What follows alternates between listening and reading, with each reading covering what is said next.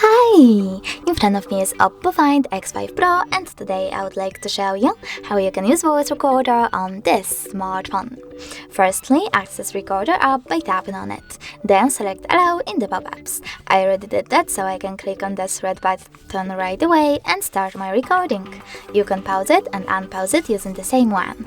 You can also add a bookmark by tapping on the flag over here, or you can add photo mark by choosing this retro camera icon, taking a photo, clicking on the check mark over here, and now if you wish to end and save your recording, click at the top right corner. Then name it however you wish to, choose save, and as you can see, mine was successfully created.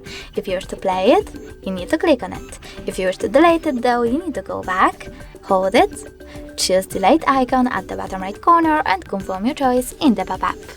Thanks so much for watching. If you enjoyed this video, leave a like, comment, and don't forget to subscribe. Bye!